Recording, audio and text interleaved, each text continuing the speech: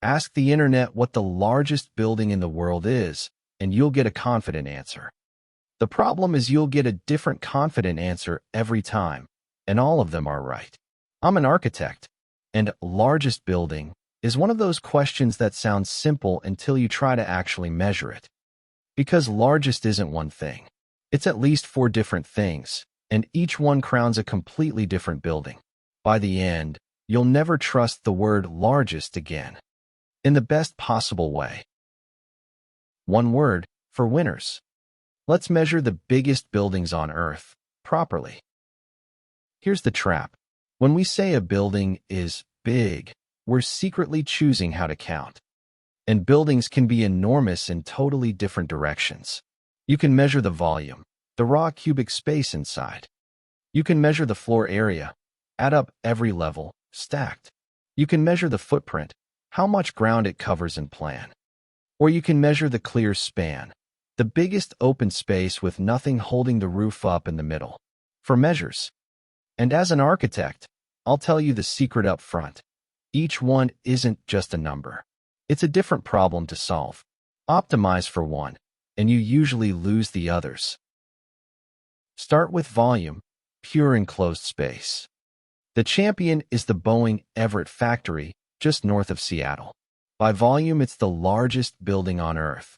Verify, about 13.3 million cubic meters, and Guinness agrees.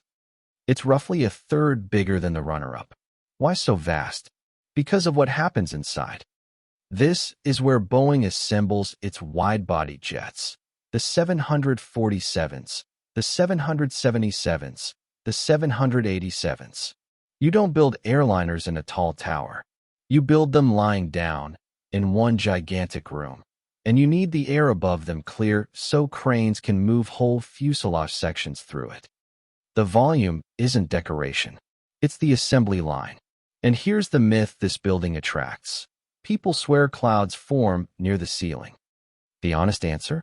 The air is actively managed precisely so they don't. A building this big basically has to run its own indoor weather, which is a better fact than the myth. Now change the measure to floor area, and the crown jumps continents. To Chengdu, China, and the New Century Global Center. Add up all its stacked levels, and you get, verify, around 1.76 million square meters of floor, the most enclosed floor area of any single building. This is the opposite strategy to Boeing. Boeing went wide and empty. This went tall and dense, floor on floor on floor. Inside there's a shopping city, offices, hotels, an ice rink, and an indoor water park with an artificial beach lit by a giant fake sun on the wall, running all day. Same word, largest, but a totally different building, because we changed how we count. Volume rewards emptiness. Floor area rewards stacking. Now the measure architects actually find hardest. Clear span, the largest uninterrupted space, with nothing in the middle holding the roof up. Deep in Germany sits a hangar built for a dream.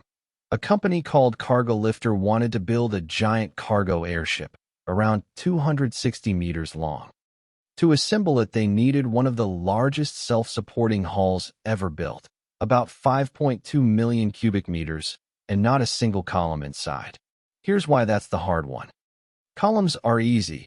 Drop supports every few meters, and any roof is simple. Not having columns means the roof has to leap the entire distance on its own. The bigger the clear span, the more brutal the engineering. And the twist, the airship company went bankrupt. The hull survived as a tropical island resort, with a rainforest and a beach under that columnless roof. A cathedral of empty space, built for an airship that never came. So, volume, floor area, clear span. 3 measures, 3 different champions. The fourth should be the simplest, footprint. Just how much ground does it cover, seen from above? And this is where it gets honest. For footprint, there is no clean winner. The 2 buildings most often crowned, a car factory, a flower auction hall, both fall apart when you actually check the claim. The numbers don't hold up. As an architect, I love that. Even the most basic sounding measure, ground covered, has no agreed champion. The superlative dissolves the moment you look closely, which is the whole point of this video. So what's the largest building in the world? By volume, a factory near Seattle. By floor area, a megacomplex in Chengdu. By clear span, an empty hangar in Germany. By footprint, nobody can honestly say. For answers, none of them wrong. And that's not the internet being sloppy. It's something real about architecture. Largest is not a fact you look up. It's a question you have to finish. Largest by what? Every one of these buildings is a champion because it pushed one measure to the limit and let the others go. The size isn't the achievement. The choice is. Here's the test I'll leave you with. It works on every superlative you'll ever hear. Largest, tallest, deepest, oldest. The second someone says one, ask the only question that matters. Measured how? 9 times out of 10, the wow number quietly chose the measure that made it win. If you want to see that same trick run on the deepest places humans have ever built, that's the next one. It goes a lot further down than you'd think.